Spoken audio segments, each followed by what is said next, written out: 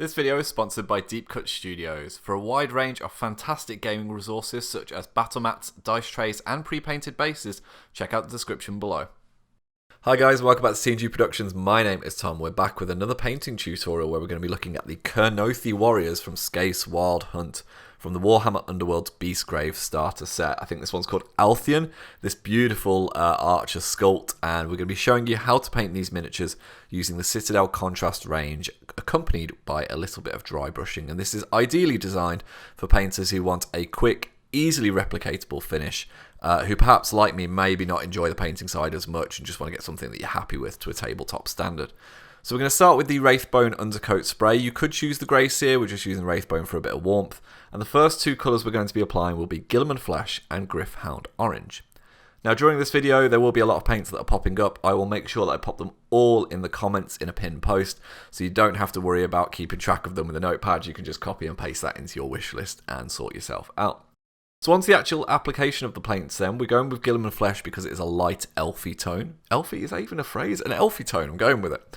And we're making sure that we apply it as we would a shade wash. We're completely ignoring Games Workshop's one thick coat tagline because you really don't want a thick coat with the skin colours.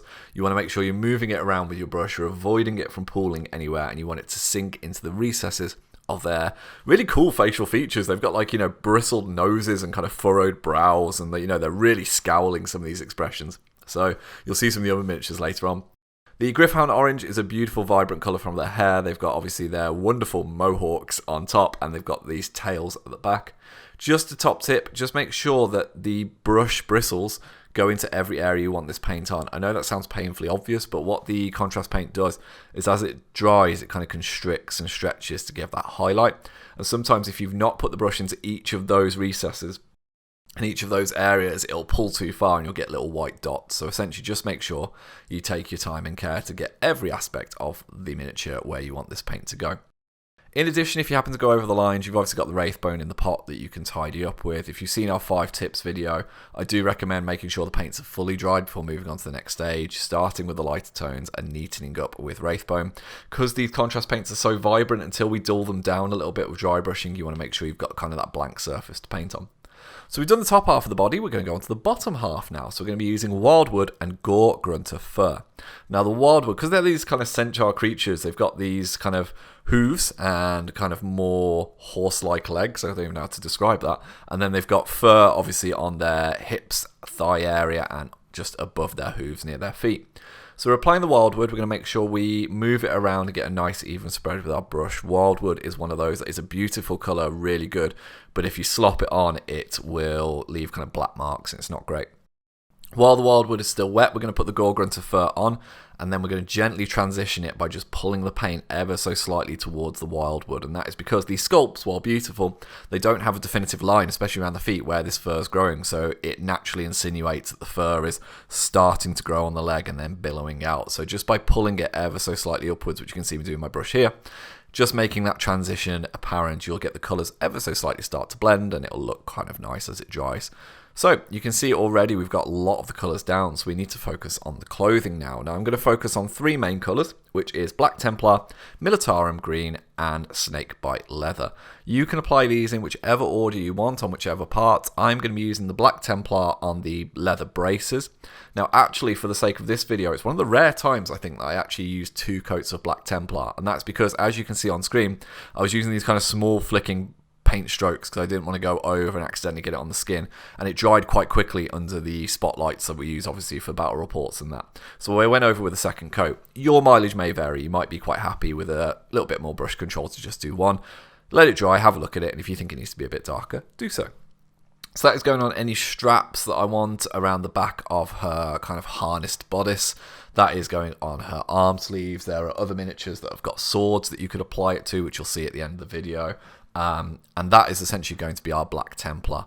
The Militarum Green is going to go on their tabards and their kind of undergarments, for want of a better word. And this is a beautiful leafy green that kind of goes really nicely with the miniature. I'm trying to paint it as much like the box art as possible, and we will use Creed Camo a little bit later, but I feel Militarum Green is your more leafy, traditional wood elfy colour. Now, the snakebite leather is obviously a beautiful, brilliant colour. Goes on anything you want to be leather. So for this case, it'll be her quiver. You've got other miniatures that have different types of straps and have satchels on the side that you could use it for. Just be careful with snakebite leather that you don't let it pull too much. Again, pull that paint along. With the browns, they are beautiful unless they get a big blotch, and then you get a black blob that's really hard to deal with, especially with dry brushing.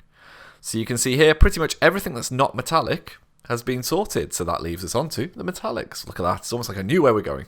So we're going to be using lead belcher here. You could use whichever silver of your choice. Until they make a silver contrast, I'm just going to have to do it this way.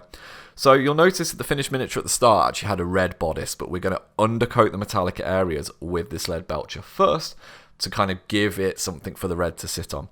So all over the front where they've got this kind of cross hex pattern, we're going to make sure that's silver. So they've got shoulder pads, they've got this kind of armor on the front of them. Also, any of the metallic areas that in general need to be metal, so swords, aspects of her bow you'll see. She's got other parts that are armoured. She's got a bit around the quiver. That's all going to get a lead belcher coat, and then once it's dried, we're going to use the Nuln Oil ink. So I won't show you the full process here. The ink is exactly the same. You can apply that a little bit thicker than you would a contrast, but you've just got to make sure it doesn't pool and sit too far. We will be dry brushing this silver up though, so it's not the end of the world if it's a little bit more kind of heavy. You'll notice as well, I picked them out in a moment, that in each of these characters' hair, they've got little bolts, so you could move to a smaller brush. I'm using an Army Painter Regiment brush for the majority of this paint job. However, you might want to use something smaller in that hair because you don't want the silver catching the areas. And you can see I've picked them out there, and they look really nice. They're really cool the way they've been braided in. Really nice detail. And you can see the Nuln Oil ink going on here. So when that is all fully dried, you get this lovely, dark, weathered metal colour. So with that done, we're going to go on to the base. Now, you can paint the base however you want. I'm using Rhinox hide for the brown of the base. I'm going to use I'm going to use Skeleton Horde for just the arrows. You could use any kind of white you want, but I'm just doing that on the back just to fill that detail in. I'm going to use Sheesh Purple, which will pop up in a second for the flowers. You might want to use Magos Purple, which is a little bit lighter. I'm going with a darker base tone. Just because Creed Camo is a little bit of a darker green, so I want that kind of similar darkness because the model is so vibrant and light. And that's essentially going to be the colours that we've got. I've got Moot Green available as well for a little bit of a dry brush later to bring it up. But as you can see, Creed Camo for the leaf. There's some beautiful bases on these miniatures. You'll see one in a second at the end of the video with the guy who's kind of leaping over a branch. And I've used wildwood on the branch and then wrapped it around with the Creed Camo for the vines. So you can see Sheesh Purple here going on the flowers. I'm not being particularly neat because I know the Rhinox hide afterwards can tidy up for my sins. If you want to just go pure contrast on the bases, just use any of the browns that you want. You could use the wildwood just so again it blends in. You could dry brush it with a slightly different colour just so it doesn't look the same as the legs. I just happen to have Rhinox hide on me. There's some really good kind of Vallejo earth tones that you could use. So I've just used a little bit of Flow Aid just to make sure it goes into all the details on these beautiful bases and just filling it in the gaps. And essentially that will take us to our tabletop standard, for want of a better word, but in a second we're going to take it a little bit further and put the red on and do a bit of dry brushing. Now I will be using a different colour around the rim of the base as well, just because the brown altogether didn't really look right for me. So the red we're going to use is Flesh Tearers Red. We're not going to use Blood Angels Red. I think I've said in previous videos I'm not as keen on Blood Angels Red. Flesh Tearers Red is this beautiful cherry ruby-ish colour.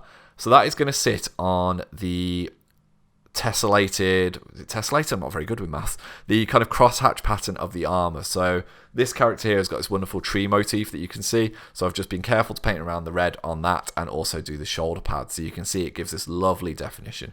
You could use any colour you want, a blue or purple, that would be really good.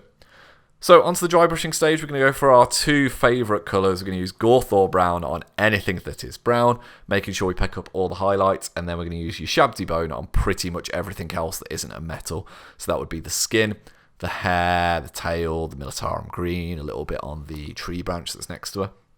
Now, I must emphasise you would use a light dry brush of your Ushabti Bone because it can just catch areas and ruin them. So you want to make sure you've got most of the paint off your brush. You can even go back over the legs and pick up the real highlights of where the light would shine. So literally like the definition of where the cartilage or the bone would be as it goes down kind of the silhouette of their figure. But this is just going to bring up and bring everything together. I've said in every video so far that the contrasts need a ubiquitous dry brush to bring them all together to tone down that vibrancy. You can see how much that's picked out all those beautiful details in the hair and kind of brought the colours together. Now for the metallics, we're just going to go back to Lead Belcher. You could use Ironbreaker or Necron Compound or any silver of your choice. Just dry brushing the metallics, and I'm also going to dry brush the red, and I'm going to use a slight circular motion there just so I can control how much I want. I do put quite a lot on this figure here because I want to really pick it out and make it look worn, and it gives this kind of battle-worn aspect to that red armour. Now finishing off the base, should you choose to want to use this method, Gorthor Brown is going to be fantastic just to go over the brown areas. Your Shabty Bone will be fantastic for going over Sheesh Purple and highlighting that. Moot Green is one of my favourite greens to use. If you've looked at the Sylvaneth painting tutorial, you can see how that really adds a bit of vibrancy to the plants. And then for the rim of the base, I'm just going to use Steel Legion Drab, and I will end with adding a few little tufts on as well. So a major thing to keep in mind of when you're looking at this, the dry brushing really does make a huge difference. As I said, you want some colours that will bring everything together, and your Shabty Bone tends to be my favourite one. You could use a higher one on the hair, like Screaming Skull, or even a bit of the Wraithbone, if you want to go for that kind of extreme comic booky highlight, but it just brings it all together, and you can see the 3 finished miniatures here. I mean, for what was potentially an hour and a half painting time, excluding the drying, it did take me a little bit longer than the previous ones. You can see I'm really happy with these miniatures. It's a beautiful finish. They're such striking poses. And this is a guy on the branch here, which is my favourite one. You can see that ruby red with the silver dry brush just looks really nice. And the water effects, I think I used the turquoise with a Hoeth blue dry brush, just in case anyone wants to know with that one. But that green from the Militarum green with a little bit of the Ushabti dry brush really peeks through. And for this guy's horn, I used a bit of Balthasar gold and then dry brushed that with the Ironbreaker silver, so any of the brass areas there, just in case. But these are stunning miniatures. Like I said, didn't take too long to focus on. I hope this tutorial's been really useful for you. If you've got any questions at all, please do put them in the comments below. And if you'd like to see more, let us know what you want me to see me paint next. And please do throw us a subscription. It means a lot to us and helps the channel grow. Have a fantastic day, guys. I hope you have some wonderful time painting, and we look forward to seeing what you produce in the future. Hi guys, thank you very much for watching our content. It means the world to us. If you'd like to see some more videos, they should be over here. And if you'd like to support our channel, keep these lights on. You can find links to our Patreon and merchandise in the description below. See you later.